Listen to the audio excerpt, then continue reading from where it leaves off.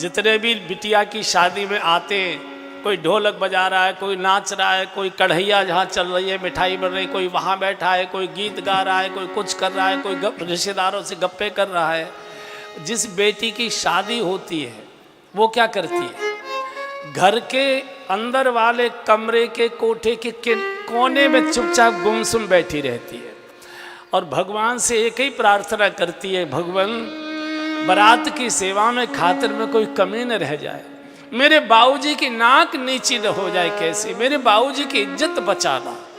मैं आज की बेटियों की नहीं कह रहा हूँ, आज की बेटियों को तो ब्यूटी पार्लर से ही लाया जाता है, वो तो वहाँ घर में होती ही नहीं है।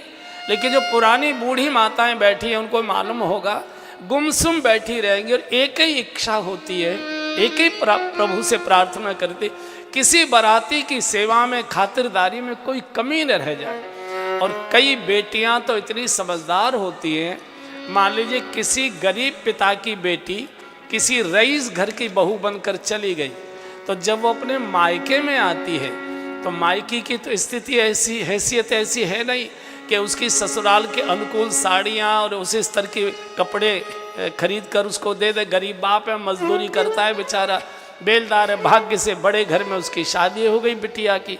तो जब वो अपनी मायके में आती है सावन में या द्योज पर या किसी भी उत्सव में, तो वो अपने पैसे रुपयों से ही साड़ी खरीद लेती है और जब जाएगी ससुराल सब एक एक को दिखाएगी, ये मेरी ताई जी ने दी है, ये मेरी चाची जी ने दी है, ये मेरी छोटी चाची ने दी है, ये मेरी बुआ जी ने दी है, ये मेरी बड़ी दीदी ने दी है, ये मेरी मौसी ने दी है, लिए उसने अपने पैसे से ही है।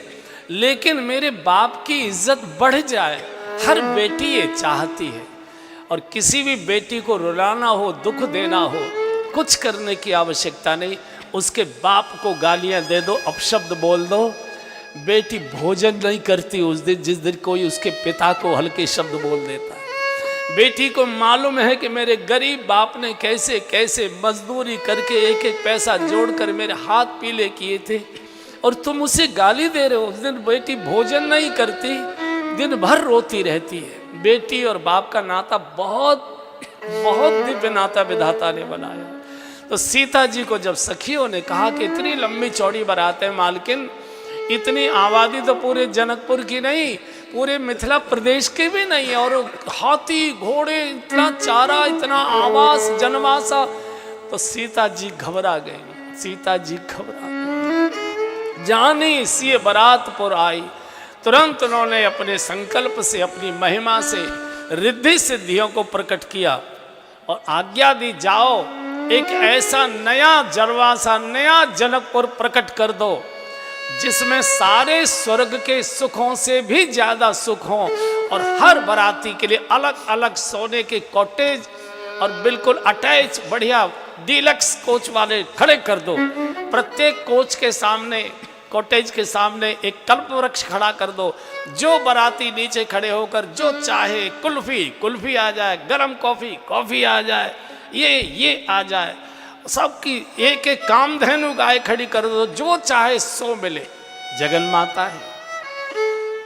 तो जब बाराती पहुंचे जनकपुर में और जब जनवासे का दृश्य देखा, सोने के कॉटेज, डीलक्स कोच, ओहो निज निज बास बिलो की बराती, निज निज बास बिलो की बराती, निज निज बास बिलो की बराती, निज निज बास बिलो की बराती, सुर सुख सकल सुलभ सब भांति, सुर सुख सकल सुलभ सब भांति, विभव भेद कछु को न जाना, विभव भेद कछु को न जाना, सकल जनक कर करहि बखाना, सकल जनक कर कर कर ही बखाना, निज निज बास बिलो की बराती, निज निज बास बिलो की बराती। जब सब बरातियों ने अपने अपने आवास के कॉटेज देखे पागल हो गए। इतना वैभव जरासी स्टेट के राजा के यहाँ, ये तो देवलोकों को भी फेंका कर दिया। एक दूसरे का देखने जा रहे, तेरा कैसा है, तेरा कैसा है, तेरा सब बिल्कुल एक जैसे, सब एक जैसे।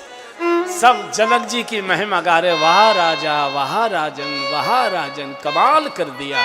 हमने तो कभी सोचा नहीं था ऐसा वैभव तो चक्रवर्ती नरेश अयोध्या के महाराज के यहाँ भी नहीं है। सब जनक जी की जय जयकार कर रहे थे, लेकिन भगवान राम जानते थे किसका वैभव। सिय महिमा रघुनायक जानी, सिय महिमा रघुनायक जानी, हर्षि हृदय हेतु पहचानी,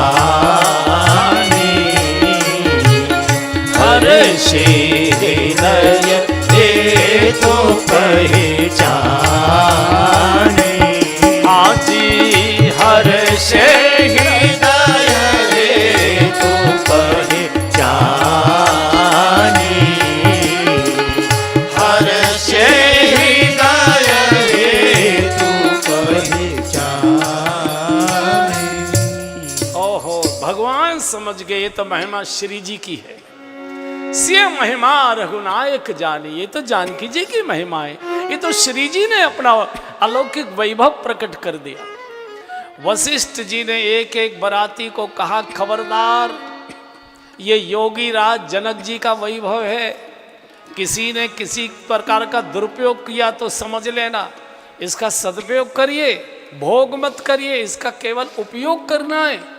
सब अपने अपने आवासों में इतना सुख वैभव, इतना आनंद। जनक जी को जाकर सेवकों ने समाचार दिया, बारात जनवा से आ चुकी है। जनक जी अपने गुरुदेव शतानंद जी को लेकर, अपने छोटे भाइयों को लेकर, सचिवों को लेकर महाराज का स्वागत करने के लिए जनवासे की ओर आ रहे हैं। और जैसे ही जनक जी और महाराज दशरथ जी का मिलन हुआ, भेंट हुई, मिलत महादो राज विराजे, उपमा खोज खोज कभी लाजे। जिस समय दोनों समधि आपस में मिले, जितने पत्रकार खड़े हुए थे कोई हेडलाइन नहीं बना पाया। उपमा खोज खोज कभी लाजे, एक दूसरे से पूछ रहे, आपने क्या हेडलाइन दी है, आपने क्या हेडलाइन दी है, आपने क्या हेडलाइन दी। कोई उपमा खोज ही नहीं पा रहा, खोज ही नहीं। अच्छा, दो तो राजकुमार पहले से ही थे, एक श्याम रंग के, गौर रंग के, और दो राजकुमार बिल्कुल ऐसे ही अब इनके साथ आए हैं। भ्रमित तो हो गए, असली वो है कि असली ये है, समझ में नहीं आ रहा है। और इतना स्वागत आदर किया है दशरथ जी के, बार बार चरणों में।